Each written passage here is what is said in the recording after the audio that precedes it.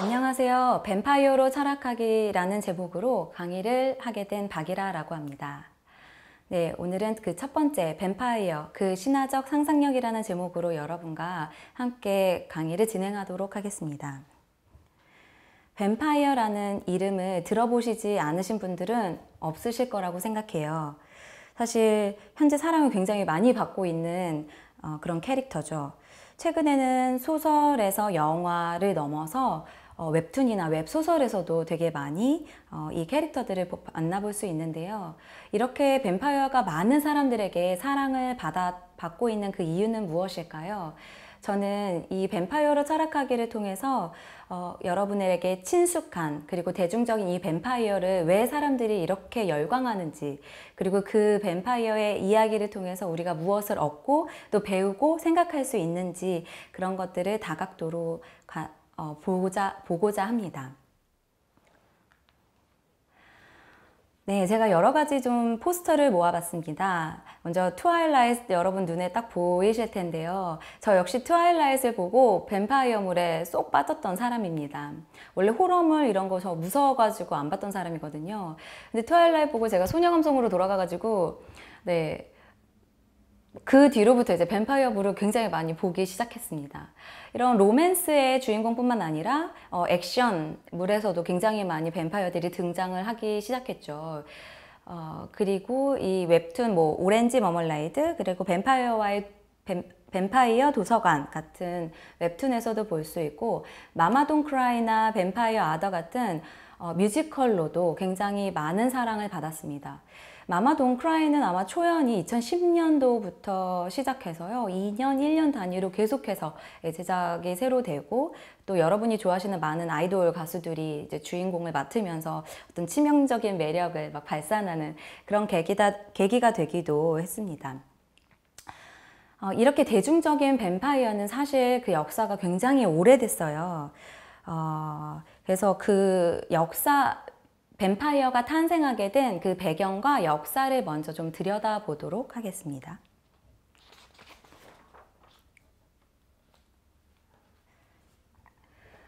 네, 전설이자 설화로만 전해지던 뱀파이어가 예술 작품에 처음으로 등장하게 된 거는 1819년 존 폴리도리 작가가 쓴 뱀파이어라는 단편 소설이었습니다. 존 폴리도리는 원래 젊은 의대생이었어요. 근데 집도 가난하고 이제 좀 상황이 여의치 않아서 그 당시 영국의 굉장히 유명한 시인이었던 바이런의 주치의로 들어갑니다. 그리고 바이런이 유럽 여행을 할 때 같이 동행을 하게 돼요. 그러다가 어느 날 이제 스위스 제네바 근교를 이렇게 지나가게 되는데, 그 근처에서 퍼시 비시 셸리라는 시인과 그의 와이프 메리 셸리라는 작가를 함께 만나게 됩니다.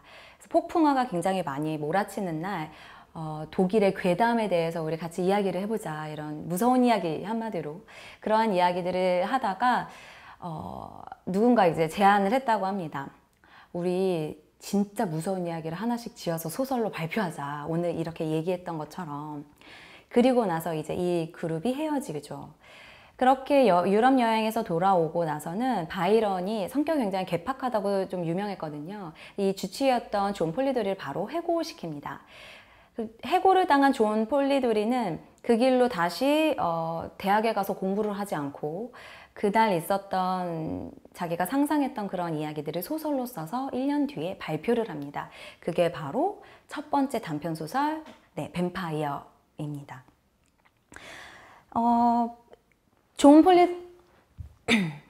존 폴리도리가 이렇게 발표했던 뱀파이어에는 루스벤 경이라는 뱀파이어 캐릭터가 있었어요.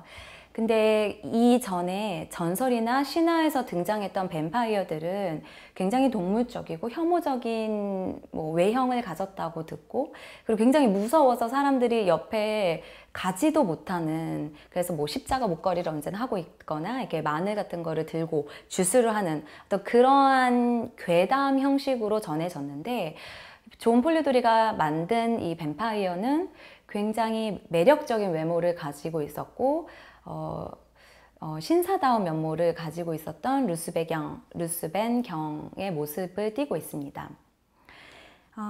이렇게 만들어진 존 폴리도리의 단편소설 이후에 여러분도 다 알고 계시는 브람 스토커가 장편소설 드라큘라를 만들게 되죠.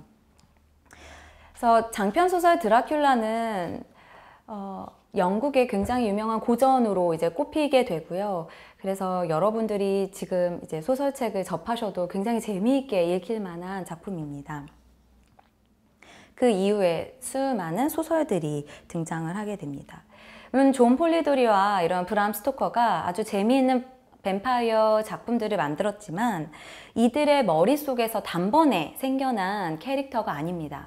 뱀파이어는 이전 오랜 역사 속에서 이미 사람들의 상상에서 여러 가지들이 이제 구전되고 괴담도 생기고 어떤 이야기들을 막 응축돼 가지고 이 작가들이 이렇게 딱 만들어낸 그 이야기들이 있었기 때문에 탄생할 수 있었던 현대 신화였던 거죠.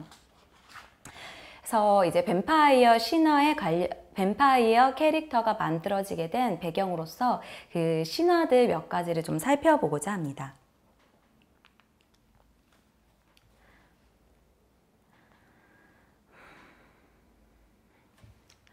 마야데러는 신화는 마음속에 있는 사실들을 허구적인 사건을 통해 명확히 표현한 것이다 라고 이야기를 했습니다. 마음속에 있는 사실들을 허구적인 사건을 통해 명확히 표현한 것. 굉장히 우리가 생각하는 것들이 이제 반대적인 단어로 막 이렇게 배열되어 있다고 볼 수 있는데요. 사실 신화는 그냥 허구적인 그런 이야기들이 아닙니다.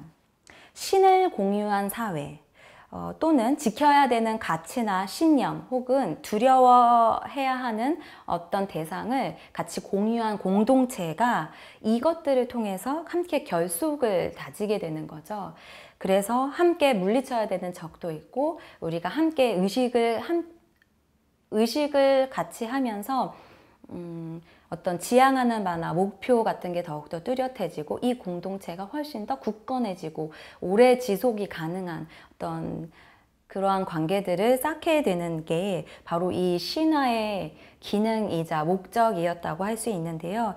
이 신화는 각 사회가 갖고 있는 가치관이나 구조 그리고 그 모든 것들을 둘러싸고 있는 환경들과 밀접하게 영향을 주고받으면서 기준을 만들고 이 기준들이 새로운 관습을 만들고 그리고 종교의식 혹은 신학의 영적 토대까지도 되어졌다고 할 수 있습니다. 네, 그럼 뱀파이어의 배경이 되는 신화 몇 가지를 좀 살펴보도록 하겠습니다. 기원전 8에서 7세기의 고대 그리스에서는 잠을 자다가 죽은 자나 전쟁에서 죽은 자는 하데스, 지옥이죠. 지옥을 향해서 박쥐처럼 훨훨 날아간다고 여겨졌다고 합니다. 사실 이 시대에는 망자들은 조용히 속삭이면서 자신들이 이승에서 있었던 어떤 가족에 관한 이야기, 전쟁 이런 것들을 좀 이야기한다고 여겨졌고요. 근데 이러한 이승에서의 삶이 레떼의 강이죠. 여러분도 많이 들어보셨을 텐데 이 망각의 강을 건너면서 이제 기억이 희미해지고 그냥 무해하고 어떤 무력한 존재로 여겨졌습니다. 그러나 소크라테스가 독배를 마시고 죽은 기원전 399년 그때부터는 망자들에 대한 인식이 사람들이 바뀌게 됩니다. 망자들은 늦은 밤마다 거칠고 활발하게 묘지 주위를 둘러다닌다. 혹은 큰 소리로 욕설을 뱉으면서 지나가는 산 사람들을 괴롭히는 어떤 그러한 무서운 존재로 인식을 하게 됩니다. 그 이후에는 이제 그리스 신화에서 라미아라는 포세이돈의 딸 이야기를 좀 간단하게 살펴보고자 합니다. 라미아 같은 경우는 사실 리비아의 여왕이었고 굉장히 아름다웠던 여왕이었다고 합니다. 근데 주신 제우스가 이 아름다운 여인을 그냥 둘 리가 없죠. 그래서 같이 이제 결혼을 하고 아이들을 많이 낳는데 이제 질투의 신 헤라가 가만히 두지 않았습니다. 그래서 라미아가 낳은 모든 자식들을 모두 죽였고 그리고 낳는 이후의 자식들도 모두 내가 죽여버릴 것이다 라고 선포를 합니다. 그래서 아이를 잃은 그 슬픔과 절망 때문에 라미아는 거의 제정신을 잃고 다른 어머니들이 낳은 아기들을 찾아가지고 그 아이들을 산채로 먹어버리는 식인 괴물이 되었다라는 네, 이야기가 있죠. 그럼에도 불구하고 이제 헤라가 분이 풀리지 않아서 잠의 신 힘노스에게 라미아가 잠을 들지 못하도록 해달라라고 요청을 합니다. 그래서 라미아는 잠을 자지 못하게 된 거죠. 그래서 밤낮 헤매면서 이제 아이들을 잡아가는데 양쪽 눈을 빼내고 결국 이제 식인 괴물이 되었다는 그런 라미아 신화가 있습니다. 세 번째로 우리가 같이 살펴볼 신화는 수메르의 릴리트라는 신화입니다. 수메르의 마귀 중에 하나 아르다트 릴리라고도 불리고 릴리트로 훨씬 더 유명하죠. 이 신은 사실 뭐 악마라고 말할 수 있는데요. 불임의 여악마입니다. 그래서 날개와 짐승의 손 발톱을 가지고 있다고 하고요. 올빼미와 사자를 거느리고 밤에 날카로운 소리를 내고 돌아다닌다고 합니다. 그리고 이제 가장 뱀파이어와 유사한 지점은 이제 잠자는 남자를 유혹하거나 그들의 피를 마셔가지고 그 삶을 이제 영위한다. 이러한 신화가 있었고요. 그다음에 뭐 유대 신화 중에서도 이제 외경에 수록됐는데 아담의 뭐 첫 번째 부인이 사실은 이브가 아니었다. 그리고 그녀가 릴리스였는데 아담과 살기 싫다고 이제 신에게 이제 나는 당신이 준 아담과 더 이상 살 수 없다. 그리고 도망가게 되면서 이제 릴리스가 이제 악마로 이제 이야기되었다는 그런 신화가 있습니다. 네, 이러한 전설 혹은 이제 신화들에서 조금씩 뱀파이어와 관련된 부분들을 우리가 좀 찾아볼 수 있었는데요. 이러한 신화들만 있었던 것이 아니라 실제로 있었던 사건 때문에 뱀파이어라는 캐릭터는 훨씬 더 구체적인 상황 속에서 그 캐릭터를 구축해 가게 됩니다. 1348년 전 유럽을 덮쳤던 바로 흑사병이었습니다. 여러분 흑사병 많이 들어보셨을 겁니다. 처음에 1348년 이탈리아를 시작으로 해서 이제 흑사병의 공포가 시작이 되었는데요. 이 전염병이 가장 무서웠던 거는 세 가지를 알지 못한다는 지점이었어요. 첫 번째는 이 병이 왜 발병했는지 그 원인을 모른다는 점. 두 번째는 이 병이 전염되는 그 매개체, 이게 호흡에 의해서인지 혹은 접촉에 의해서인지 혹은 탈기나 뭐 혈액의 뭐 이런 섞임 때문인 건지 그러한 매개체가 무엇인지 모른다는 거였고, 세 번째는 치료법을 알 수 없었다는 겁니다. 더군다나 이게 굉장히 무차별적으로 사람들에게 덮쳤고 굉장히 빠른 시간 내에 사람들이 막 죽어가요. 그래서 3년 동안 유럽 인구의 절반인 4천만 명이 죽었다라는 어떤 기록들이 있습니다. 그래서 이탈리아의 유명한 작가였던 지오반니 보카치오가 데카메론이라는 100편이 넘는 소설들을 이제 수록한 책을 냈는데요. 이 책에 이렇게 쓰여져 있습니다. 제가 읽어보도록 할게요. 피렌체의 도시를 치명적인 역병이 덮쳤다. 어떠한 주의도, 예방도 도움이 안 되고 신앙심이 두터운 사람들이 신에게 바친 경건한 탄원도 전혀 보람 없었다. 남자나 여자나 마찬가지로 겨드랑이에 딱딱한 종양이 생기는데 그 징후가 나타나면 3일 이내에 죽는 것이다. 종교계와 속계의 구별이 없고 법률의 권위는 땅에 떨어져 아주 무력해졌다. 죽을 자의 악취가 가득 찼다. 엄청난 수의 시차가 꾸역꾸역 운반되어 매장할 묘가 충분치 않았다. 3월과 7월 사이에 피렌체 성벽 내에는 10만 명 이상의 사람들의 생명을 빼앗겼다라고 이제 기록되어 있습니다. 네, 이렇게 사람들이 막 죽어나가기 시작하자 여러분 많이 보셨을 이 모습인데요. 이러한 모습을 한 사람들이 막 돌아다니기 시작해요. 혹시 이 모습을 한 사람들이 누군지 여러분 아시나요? 바로 당시에 의사들이 이런 복장을 하고 돌아다녔다고 합니다. 그 당시 의사들은 아마도 환자에게서 나는 악취가 그 감염의 원인일 거라고 추측을 해요. 그래서 머리끝부터 발끝까지 굉장히 두꺼운 가운을 이제 걸치고요. 모자를 쓰고 안경도 이제 유리알로 된 안경을 씁니다. 그리고 무엇보다도 새 부리 같이 생긴 이렇게 뾰족한 걸 코와 입 사이에 이렇게 덮는데요.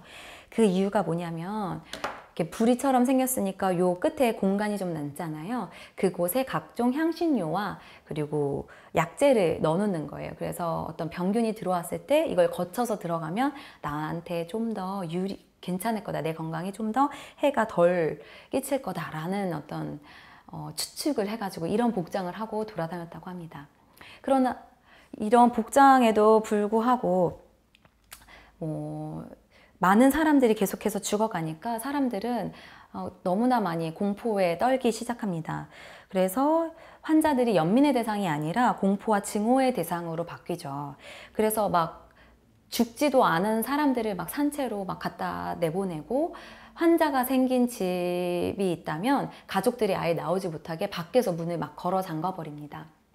이런 식의 경험치가 쌓여서 아직 다 죽지 않은 사람이 기절해 있다가 무덤에서 막 기어 나오는 거예요. 난 아직 살아있으니까. 그런 걸 보고 죽은 자가 다시 살아서 돌아온다. 이러한 어떤 괴담들이 막 돌기 시작합니다. 그리고 이러한 것들이 이제 현재 이제 뱀파이어의 캐릭터를 만드는 데 굉장히 큰 일조를 하죠.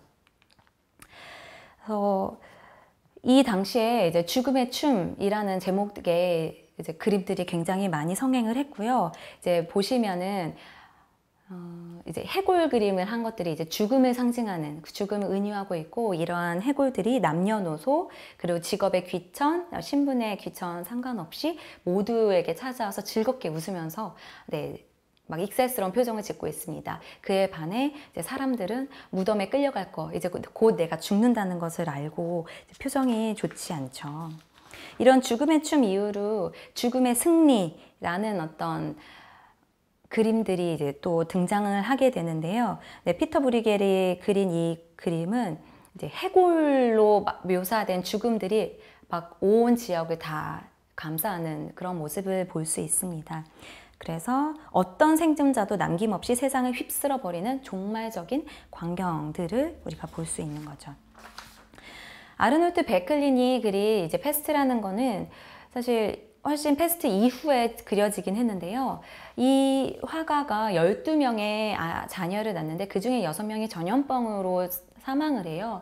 그러면서 이런 전염병을 가져다주는 죽음의 공포에 대해서 끊임없이 이제 고민을 할 수밖에 없었고, 그게 예술 작품에 드러날 수밖에 없었던 거죠. 그래서 보시면 용과 같은 모습의 동물이 이제 날개를 피고 가고 있고, 꼬리와 연기를 앞에서 뿜고 있고요. 그것을 탄 어떤 해골의 모습이 이제 죽음의 낫을 들고 이 지역을 이 지역을 이제 돌아다니고 있는 모습을 볼 수 있습니다. 이렇게 뱀파이어의 캐릭터를 형상화하는 데 일조한 사건들이 있었다면 인물들 역시 존재했습니다. 실존 인물들이었는데요. 첫 번째로 소개해드릴 인물은 블라드 제페슈입니다. 지금의 루마니아에 속하는 고대 왕국 왈라키아의 왕자였던 블라드 제페슈는 2개의 별명을 가지고 있었어요.